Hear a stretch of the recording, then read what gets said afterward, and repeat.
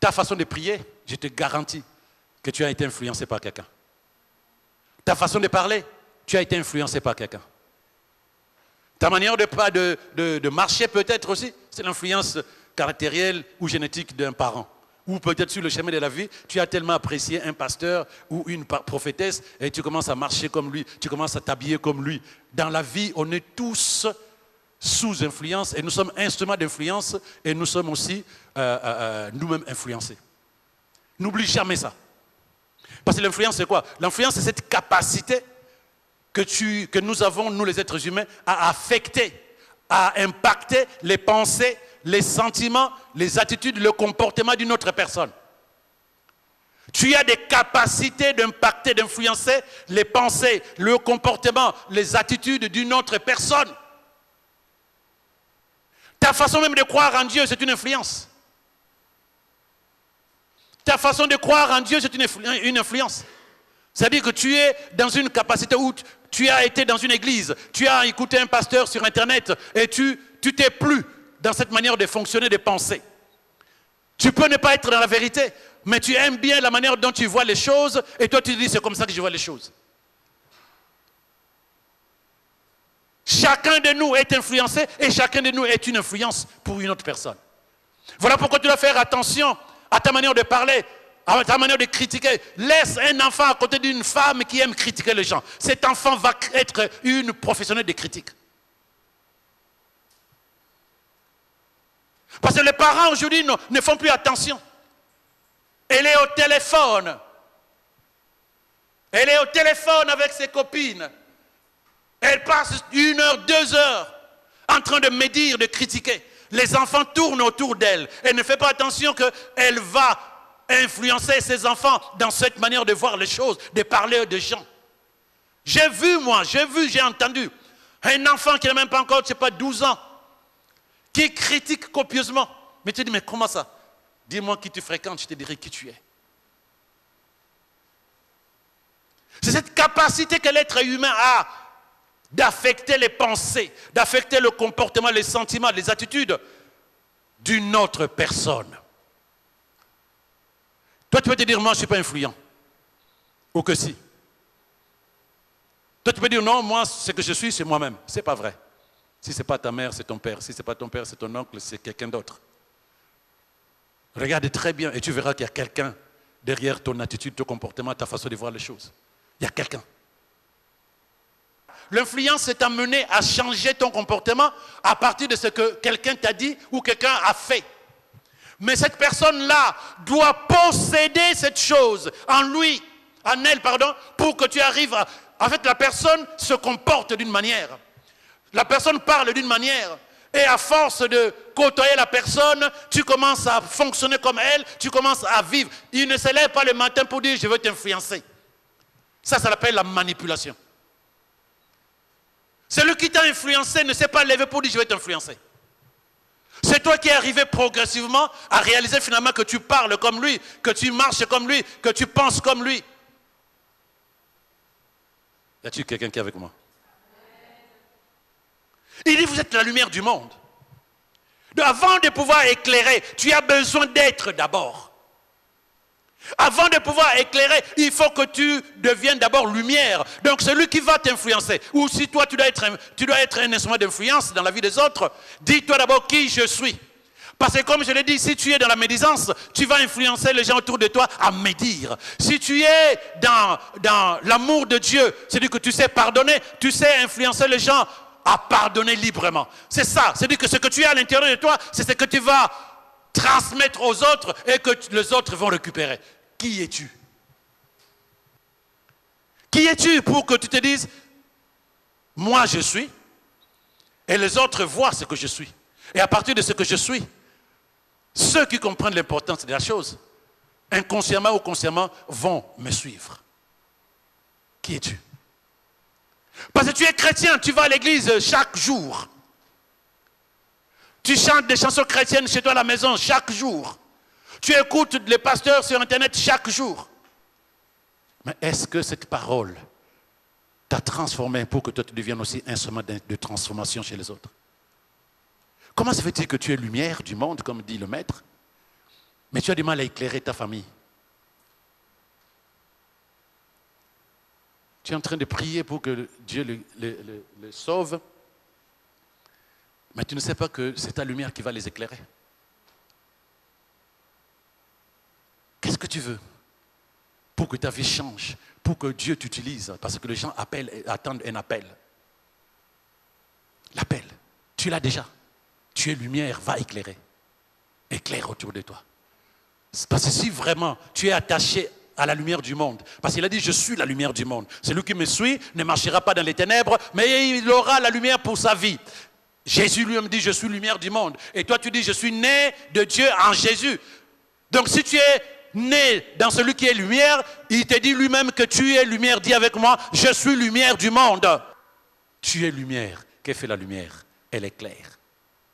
Elle éclaire. Voilà comment tu es capable d'influencer ton environnement. C'est que la parole de Dieu fait de toi, naturellement, sans forcer. Tu commences à vivre la vie de la parole. Et cette vie de la parole se manifeste à l'extérieur. Et les gens regardent ton comportement, écoutent ta manière de parler, voient tes actions. Ils disent ça, c'est une personne particulière.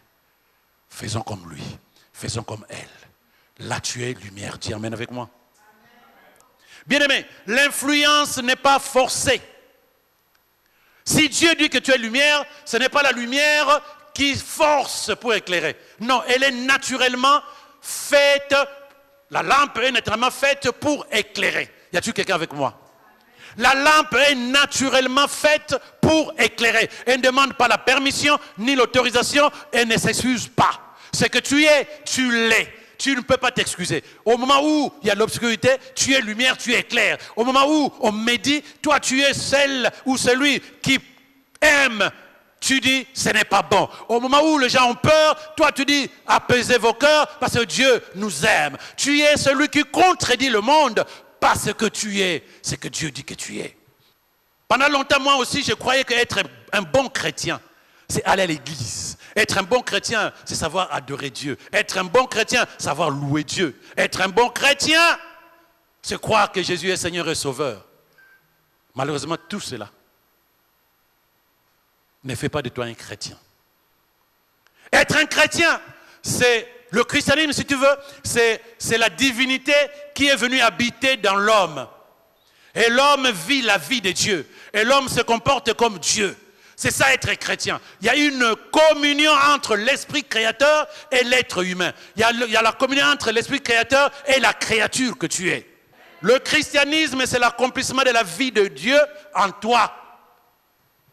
C'est ça être chrétien. Si tu ne vois pas la vie de Dieu influencer ta vie sur terre, c'est qu'il y a un problème. Parce que la première personne qui t'influence, ça doit être Dieu. Ça doit être sa parole. Ça doit être son esprit. Au lieu de te laisser influencer par les êtres humains. La première personne que tu dois chercher à t'influencer, c'est Dieu lui-même. Il a fait le choix de demeurer en toi. Toi, tu es le verre. Et on met de l'eau chaude à l'intérieur de toi. L'eau chaude, c'est la parole. L'eau chaude, c'est le Saint-Esprit. L'eau chaude, c'est Dieu lui-même. Où que tu ailles, tu marches avec la parole et avec l'Esprit de Dieu. C'est un problème de conscience. Comment tu peux dire que le Saint-Esprit habite en moi et tu ne le sais pas? Et tu ne le vis pas? Comment peux-tu dire que non, je suis lumière du monde et tu n'éclaires pas? Quelle lumière ça? Comment peux-tu dire que je suis un enfant de Dieu et tu ne vis pas la vie de l'enfant de Dieu? Comment peux-tu dire que je suis citoyen du royaume et tu ne vis pas la vie du royaume de Dieu? Va habiter dans un pays que je ne vais pas citer. Et va habiter aux États-Unis, tu es américain. Et dis-moi que c'est la même vie. Dis-moi que c'est la même vie. Quand tu dis je suis du royaume, pourquoi tu vis toujours la même vie? Quand la Bible, Jésus lui-même te dit, tu es avec moi, tu es lumière, tu dois prier. Pourquoi tu n'éclaires pas autour de toi? Pourquoi tu participes aux médisances? Pourquoi tu participes aux mensonges? Pourquoi tu continues à crier sur les gens? Pourquoi tu continues à t'énerver? Pourquoi tu continues à faire des choses qui ne sont pas pour la gloire de Dieu? Pourquoi? Être chrétien, c'est ça. Manifester la vie de Dieu. Être chrétien, c'est éclairer. Amener les gens à voir leur vie différemment. Amener les gens à comprendre la vie différemment. Amener les gens à comprendre que garder rancune, ce n'est pas la volonté de Dieu. Tu es en train d'influencer là. Parce que toi, tu étais influencé par quoi? Par la parole. Qui influence ta manière de penser? Quand tu penses et quand tu agis, d'où vient l'influence que tu as? Quand tu te lèves, tu vois quelqu'un de ta famille qui n'a pas encore donné sa vie à Jésus. Tu dis, le Seigneur a dit, chacun a son temps. Trouve-moi le verset. Parce que quand tu veux justifier ton manque, quand tu vas justifier, tu es en train de tordre les versets bibliques. Le Seigneur a dit, chacun a son temps. Il appelle chacun à son temps. Qu'est-ce que tu crois? Quand Jésus dit, tu dois éclairer, tu vas dire, non Seigneur, moi j'attends seulement à midi, je vais éclairer. Mais à midi, on n'éclaire pas. Le soleil est là. Toi, tu éclaires dans l'obscurité. S'il y a une vie de quelqu'un qui est dans l'obscurité, c'est toi, responsabilité d'aller éclairer. Bien aimé, tu sais combien de personnes que tu connais qui sont décédées, mais que dans le monde spirituel, tu étais censé être celui ou celle qui devait le libérer de l'obscurité. Tu as regardé les gens mourir dans l'ignorance. Tu as regardé les gens mourir dans l'ignorance alors que tu étais là. Lumière de Dieu. Pire encore, tu continues à te comporter comme quand tu étais dans l'obscurité, dans les ténèbres. Et pourtant, le Dieu qui t'a sauvé t'a dit, à partir de maintenant, éclaire les autres. Il y avait un monsieur qui était possédé de 5000 démons. Parce que nous tous, nous avons prêché très mal concernant ces messieurs. On l'appelle quoi? Le possédé de Gadara. Oh frère, mais il a été dépossédé. Il a été délivré. Pourquoi on continue à l'appeler dépossédé? Non. Et quand il a été délivré, il se lève, il va prendre sa douche, il s'habille. Il s'est dit, je veux suivre dorénavant celui qui m'a sauvé. Et Jésus le regarde parmi les disciples, il est bien assis, il écoute avec avidité la parole de Jésus. Je lui dis, non, gars, toi, tu ne peux pas me suivre là. Toi, tu dois aller éclairer, témoigner dans ta famille. Il lui dit, rentre chez toi et va leur dire ce qui est arrivé. Signifie, tu es sauvé, va sauver les autres. Si tu es influencé par Dieu, c'est pour que tu sois un instrument d'influence autour de toi. Si les hommes t'ont influencé négativement, c'est que tu ne sais pas que c'est toi plutôt qui dois les influencer positivement. C'est ta vie qui va témoigner. C'est ta vie qui va parler. Ce sont les paroles de sagesse qui vont sortir de ta bouche et non pas des colères, des violences, des mensonges, des rancunes. Ton attitude seule suffit. Parce que toi, tu as été influencé par l'Esprit et la parole de Dieu, qui a eu à endommager ta manière ancienne de penser et qui a développé en toi une nouvelle manière de penser et d'agir. Et quand tu parles, les gens disent, mais le frère là, il a quelque chose. Oui, j'ai quelque chose. Ceux qui t'ont connu hier, s'ils ne voient pas le changement en toi, dans ta manière de parler, pas parce que tu prends 10 Bibles, tu vas à l'église. Ce n'est pas ça qui fait que tu es. Bien-aimé, ce n'est pas ce que tu possèdes qui fait de toi que tu as du succès. Le succès n'est pas dans le matériel. Le succès est dans ce que tu es. Parce que ce que tu es, c'est ce qui va impacter les gens. Écoute-moi très bien.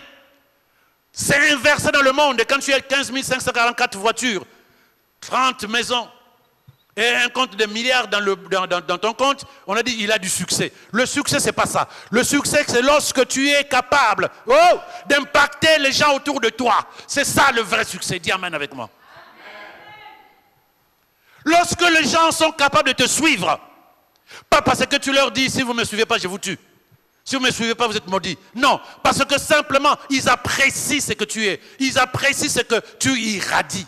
Et ce que tu es, ça vient d'où? De ta vie avec Christ et de la manifestation de la vie et de la parole de Dieu dans ta vie. C'est ça qui doit attirer les gens. Et c'est là où tu auras du succès. Jésus n'a pas répondu à ses frères.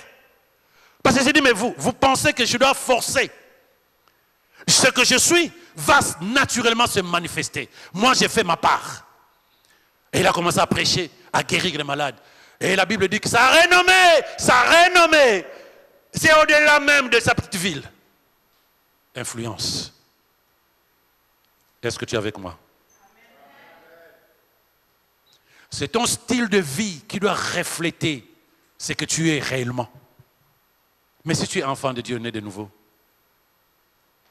quelle est la vie qui se manifeste lorsque tu agis, lorsque tu parles, lorsque tu penses? Qu'est-ce que les gens voient? L'enfant de Dieu, dans la paix intérieure, dans les actions que tu poses, dans la vie de vérité. Qu'est-ce que les gens voient quand tu parles? Parce que dans les églises, on ne fait plus attention au caractère. On cherche à posséder le matériel. Je suis béni, amen. Bien-aimé, je te dis, là, le Seigneur me dit de te dire que ton projet, c'est bon. Tu vas recevoir puissamment. Tu vas voir la personne, amen, amen, amen. Mais regarde ton caractère. Ton cœur n'est pas à Dieu.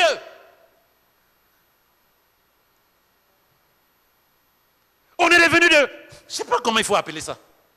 Ce qui nous importe, c'est le matériel. Qui t'a appris que tu étais nu? Voilà comment Dieu a posé la question à qui? À Adam. Parce que quand Satan est rentré dans la vie d'Adam, il s'est totalement tourné vers le matériel. Les habits. Puisqu'ils sont partis c'est fabriquer des habits. Et pourtant la Bible dit au-dessus que l'homme et la femme étaient nus. Mais ils n'en avaient point honte. Jusqu'à ce que le diable vienne dans leur vie. Ils détournent leur manière de penser. Du spirituel, ils sont devenus matériels. Jusqu'aujourd'hui dans nos églises. Tu veux remplir ton église, parle de mariage, parle de bénédiction, parle de prophétie sur la vie meilleure de gens. Mais l'héritage de Dieu appartient aux enfants de Dieu. Les enfants de Dieu, c'est ceux qui ont le cœur de Dieu. Le cœur de Dieu, c'est le cœur qui est totalement inondé de sa parole, de son esprit. Et si ce n'est pas le cas, tu es en train de braquer la banque de Dieu pour prendre ce que tu penses qui t'appartient. Ça appartient à ses enfants. Jésus avait dit, on ne donne pas la nourriture des enfants à qui? Aux chiens. Donc il y a quand même des choses qui appartiennent aux enfants. Et c'est tellement facile de devenir enfant. Ton cœur, pour qui? Pour Dieu. C'est tellement facile. Donc ton succès, tu ne vas pas l'évaluer par rapport à ce que tu possèdes. Non, par rapport à l'impact qu'a ta vie dans la vie des autres. Jésus avait combien de voitures? Il avait combien de maisons? Mais ça a renommé jusqu'à aujourd'hui, jusqu'à l'éternité. À cause de ce qu'il était, qu'il irradiait dans la vie des gens autour de lui. Il n'avait même pas le moyen de s'acheter une tombe, un tombeau. Ça coûtait cher à ce moment-là. Mais il a tellement irradié que quelqu'un se levait en disant, je lui offre mon tombeau. Joseph avait, c'est pas le père, avait besoin, il s'est préparé un tombeau comme aujourd'hui. Dans les caveaux que tu vois ici en France, chacun a sa place déjà. Je ne sais pas si vous le savez. Toi tu vois une croix, mais à l'intérieur là-bas c'est un appartement. Là c'est maman, là c'est papa, là ce sera moi, là, ma petite. Mais c'est vrai. Les gens ont déjà acheté leur caveau. Et le monsieur avait déjà son caveau taillé dans la pierre. Ça coûte cher, il avait le moyen. Mais tellement la renommée de Jésus, même à la mort, le frère dit, je lui cède ma tombe, mon tombeau. Il est resté là-bas 3 jours, il s'est barré. Parce qu'il n'est pas quelqu'un qui vit dans le tombeau. Dis amen avec moi. Amen. Juste le temps d'aller taper sur Satan pour toi. Reposer son corps, son esprit est parti, laminer Satan, il s'en va. Il récupère son corps et il s'en va.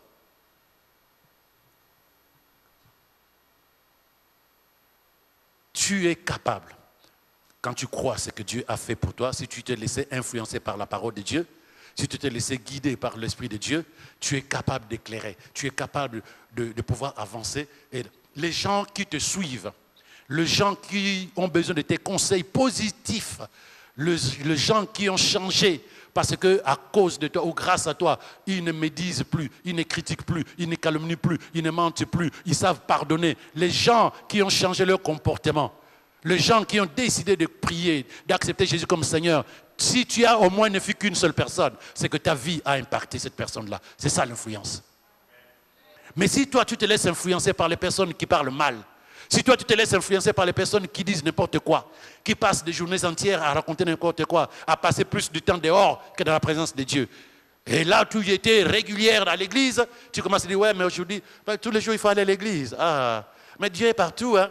Ça, c'est une influence. Parce que dis-toi qu'avant, tu n'étais pas comme ça. Qu'est-ce qui s'est passé? Tu as entendu quelqu'un et tu as juste accepté. Et cette personne t'a influencé. C'est le mois d'influence. Tu veux être influencé par qui? Parce que si tu te laisses influencer par qui que ce soit, cette influence va se manifester dans ta vie. Et consciemment ou inconsciemment, tu vas influencer d'autres personnes. Ton influence dans la vie des autres, c'est pour la gloire de Dieu ou c'est une manière de les séparer? Vous passez le temps sur Internet. Tout le monde est sur Internet. Il y a ceux qui te diront que l'église, ce n'est pas nécessaire. Il y a ceux qui te diront que la dîme, ce n'est pas nécessaire. Il y a ceux qui te diront que non, Dieu valide le divorce.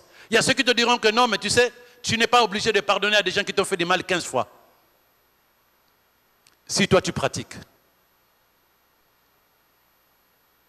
c'est que tu as accepté l'influence qui n'est pas spirituelle, qui n'est pas biblique, mais parce que ça plaît à ton âme. Ça plaît à ton âme et non pas à ton esprit. Et tu vas agir, c'est que tu t'es laissé influencer, pas par la parole, mais par la compréhension religieuse et sentimentale et traditionnelle et culturelle d'une personne. Et tu fais de ça ta façon de penser. Là où la parole est censée t'influencer. L'apôtre Paul dit que nous sommes comme une lettre qui doit être lue par tous. Parce que Dieu a écrit sa parole dans nos cœurs. Où que nous soyons, les gens peuvent lire la parole de Dieu par notre manière de penser, par notre manière de parler, par notre manière d'agir. Nous sommes une lettre.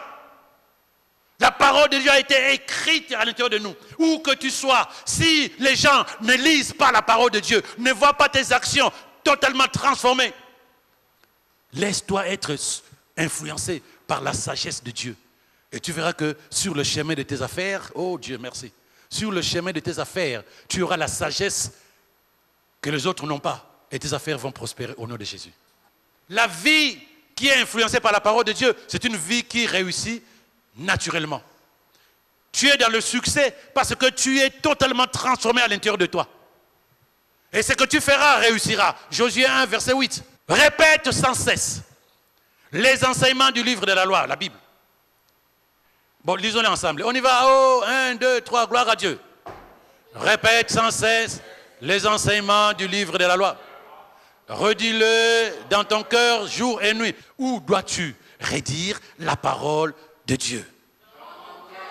Quand est-ce que tu dois redire la parole de Dieu? Combien de fois tu vas répéter la parole de Dieu? Ok, si tu fais ça, Dieu dit, continuons. Ainsi, tu t'efforceras d'obéir. Signifie quoi? Te laisser influencer. Te laisser influencer par la parole. Parce que la parole, c'est elle qui va, quand tu vas obéir à la parole, tu fais ce que dit la parole. Donc les gens verront une autre manière de penser, de faire, d'agir, de parler. C'est ça l'influence de la parole. Il dit, tu t'efforceras de faire quoi? D'obéir à tout ce qui a été écrit. De cette façon, 1, lorsque tu répètes. 2, lorsque tu médites dans ton cœur jour et nuit la parole. 3, lorsque tu te laisses influencer par la parole, qu'est-ce qui va se passer? Tu mèneras tes projets et le succès. Ce n'est pas ce que tu fais. Le succès, c'est ce que tu es et qui va impacter le monde autour de toi. Je répète, le succès, ce n'est pas ce que tu possèdes. Ce n'est pas ce que tu fais. Mais ce que tu es, mais qui influence ton environnement. À un temps où notre vie était difficile, à un temps où beaucoup de personnes jetaient les pierres sur nous, à un temps où on disait, oh oui, maudis-le. Nous nous sommes levés pour dire, nous pardonnons. Nous demandons pardon, nous pardonnons. Nous pardonnons. Là où nous avons aussi le droit de parler, là où nous avons aussi le droit de dire c'est pas vrai, c'est pas juste, c'est pas vrai, c'est du mensonge, ce n'est pas la vérité, c'est pas comme ça que les choses se sont déroulées. Des gens m'ont appelé pour dire prie pour nous. Mon épouse est là. Parce que cette force que tu as eue à dire ce que tu as dit, à pardonner, la haine était remplie dans leur cœur des années durant. J'ai parlé. J'ai exhorté. Et nous avons prié ensemble. Mais quand j'ai vu que les gens ont du mal à lâcher la rancœur, j'ai arrêté la prière. J'ai dit, frère, on reprend la prière. Libère les prisonniers. Et c'est là où tu sens la prière est devenue spirituelle. C'est-à-dire, il parlait libéré. Parce que la parole de Dieu l'a influencé. Et il commence à citer des noms, un tel, des serviteurs ou des non-serviteurs. Parce qu'il s'est dit, la parole m'influence, je ne peux pas vivre ou me comporter autrement que selon la parole. Humblement, j'ai amené la parole qui était au-dedans de moi, qui m'a moi-même transformé pour transformer ces frères-là. Si j'avais pu lui dire, oui, mais ce n'est pas grave, le Seigneur fera, progressivement ça va passer. Non, le pardon c'est une décision. On ne pardonne pas au jour le jour, on pardonne, on prend une décision, je te pardonne. Et c'est là où tu es dans la victoire. Ton influence, lorsque tu es capable de faire changer quelqu'un d'avis pour que cette personne se cale sur la parole de Dieu. C'est ça le succès. Dis avec moi, Amen. Les gens qui cherchent leur vocation, les gens qui cherchent leur appel, les gens qui cherchent leur objectif de vie, c'est ça. Être une lumière pour les autres. Où que tu sois, au travail, à l'église, que tu sois bishop, apôtre, que tu sois serviteur ou servante de Dieu, prophétesse, tout ce que tu veux. Si tu n'es pas lumière pour les autres, tu as manqué ton but. Là, je suis totalement rassuré. L'Esprit me dit, Pascal, attends, je t'explique. Parce que je crois que même toi-même, tu ne comprenais pas. Le but pour lequel tu as été sauvé, c'est pour que tu sois un instrument de salut pour les autres. Dis Amen. Amen. Oh tiens, tu vois, tu as du mal à valider. Le but pour lequel tu as été sauvé, c'est pour que tu ne sois pas béni de toutes sortes de bénédictions. Ça accompagne les enfants de Dieu, c'est naturel. Si toi tu pries pour ça, c'est que tu n'as pas compris. Le but pour lequel Jésus t'a sauvé, c'est pour que toi aussi tu ailles sauver, tu sois un instrument de salut pour les autres. C'est-à-dire que tu éclaires. Il y a des gens qui ont la flemme d'aller évangéliser. Il y a des gens qui ont peur, qui ont des doutes, qui n'ont pas confiance en eux, qui sont timides. Amen. Mais laisse ta vie témoigner pour commencer. Laisse ta vie témoigner. Les gens vont te suivre à ton église. Les gens vont venir te parler en disant, tu sais, toi tu es une fille bien. Toi tu es une dame bien. Toi tu es un monsieur bien. Je voulais te demander conseil. Mais depuis quand cette personne t'a demandé conseil? Mais il vient te demander conseil parce que cette personne voit en toi quelqu'un qui est capable de dire les choses différemment. Moi, j'aime bien te parler parce que, tu sais, bon, peut-être je t'ai jamais dit ça. Non, mais j'aime bien, tu es calme, tu es posé. Mais pourquoi tu es calme et tu es posé? Parce que la paix de Dieu est au-dedans de toi. Et cette personne, tu lui diras, voilà pourquoi je suis en paix. Voilà pourquoi je ne m'inquiète pas. Tu ne fais pas la prophétesse ou le pasteur, parce que la Bible dit, non, ta vie doit éclairer la vie des autres. Dis Amen avec moi. Ta vie doit éclairer la vie des autres. Tu es une lettre que les autres doivent lire. Et là, tu seras un succès pour Dieu. Lorsque tu te laisseras impacter par la parole de Dieu, la parole change ton cœur, change ta manière de parler, change ta manière de fonctionner. Et cette attitude que tu auras développée, grâce à la parole et l'Esprit de Dieu, va impacter les gens autour de toi. Les gens qui te suivront, les gens qui vont changer leur manière de parler, leurs actions. C'est ça ton succès. C'est ça ton succès. Et à ce moment-là, tu es succès pour Dieu. Tu es succès avec Dieu. Être un succès avec Dieu, c'est être une lumière qui éclaire ceux qui sont autour de toi.